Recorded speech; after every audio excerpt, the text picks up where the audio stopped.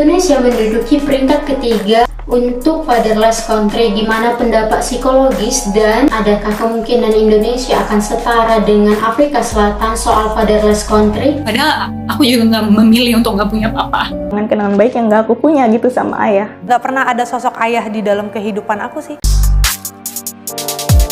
Lebih dari 20 juta anak di rumah tidak mendapatkan kehadiran ayah secara fisik. Jutaan anak mendapatkan kehadiran ayah secara fisik tetapi tidak secara emosional. Seharusnya fenomena ini bisa disebut epidemi sehingga mendapatkan perhatian darurat nasional. Di Amerika, fatherless mendapatkan angka 72,2% dari populasi Amerika yang terlibat dalam ketiadaan ayah dan paling signifikan dihadapi Amerika Serikat. Di Afrika Selatan menjadi negara dengan angka fatherless tertinggi karena diperburuk dengan keadaan ayah yang dirahasiakan, penolakan tanggung jawab sebagai ayah, pembubaran rumah tangga dan penceraian. Negara Indonesia terlibat dalam deretan ini, di mana Indonesia menduduki posisi urutan ketiga di dunia, di mana terjadinya rendahnya peran ayah dalam keluarga. Dalam video ini kita akan rangkup soal fatherless di Indonesia berdasarkan sumber jurnal internasional yang aku baca. Jadi tonton sampai habis, wajib ya. Oke? Kenapa sih suatu negara bisa mengalami fatherless country? Sebelum membahas itu, kamu harus tahu dulu apa itu fatherless. Dikenal juga dengan istilah fatherless atau father hungry.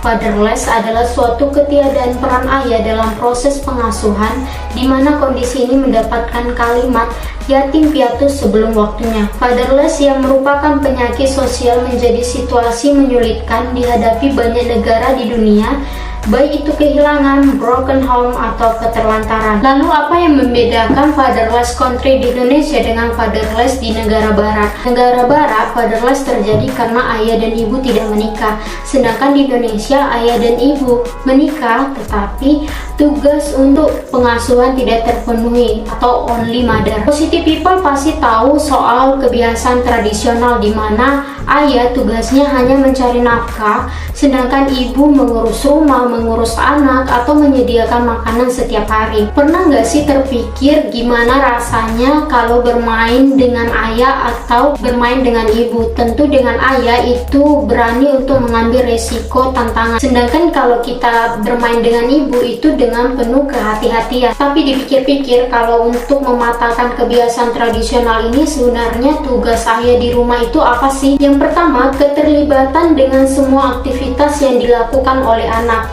Yang kedua, lakukan kontak dengan anak. Ketiga, dukung keuangan. Keempat, banyaknya kegiatan bermain yang dilakukan secara bersama-sama. Faktanya adalah peran ayah sangat penting untuk mendukung perkembangan kemandirian anak, membentuk identitas gender, mengembangkan moral dan kesehatan mental pada anak. Dan ini tidak hanya berdampak pada saat anak kecil, tapi saat anak sudah dewasa. Terbukti bahwa ketidakhadiran ayah merupakan faktor penyebab utama penelantaran dan pelecehan anak, serta penyebab utama keluarga yang berantakan dan tidak stabil. Jika bertahan pada kebiasaan tradisional bahwa ayah sebatas mencari nafkah dan uang saja, tanpa kehadiran psikologis dari ayah, yang akan terjadi seperti negara barat penyebab adanya fatherless.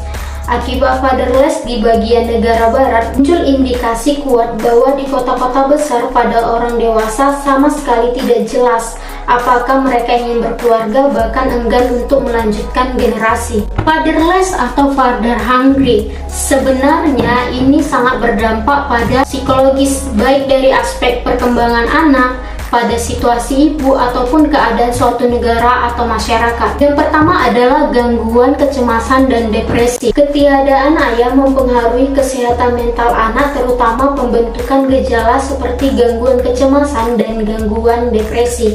Temuan lain adalah bahwa anak laki-laki lebih rentan terhadap efek stres pada pola paternal ayah dibanding dengan anak perempuan. Yang kedua, agresivitas yang tinggi dan kenakalan remaja pada anak laki-laki. Anak laki-laki yang tidak mendapatkan peran pengasuhan dari ayahnya cenderung tumbuh menjadi anak yang rentan terhadap kenakalan remaja, rendahnya komitmen dan pengendalian emosi, serta tingkat agresivitas yang tinggi. Yang ketiga, pada umumnya anak laki-laki cenderung Tidak bahagia, sedih, tertekan, tergantung, dan hiperaktif.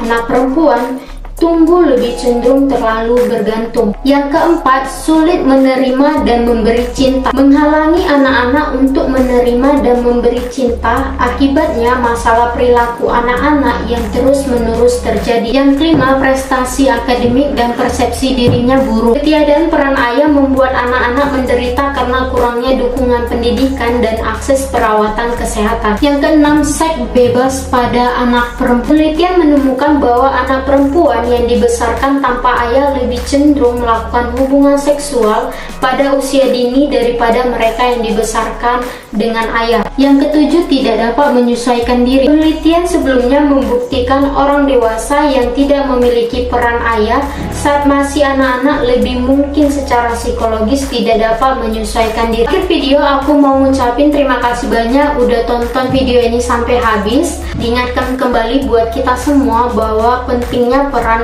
ayah dan ibu, jadi tidak sekedar ayah saja untuk pertumbuhan dan perkembangan anak menjadi tumbuh lebih sehat secara psikologis maupun secara fisik. Semoga video ini bermanfaat bukan hanya untuk bapak atau calon bapak, tetapi untuk kita semua yang ada di lingkungan anak. Jangan lupa subscribe channel ini untuk dapat video selanjutnya.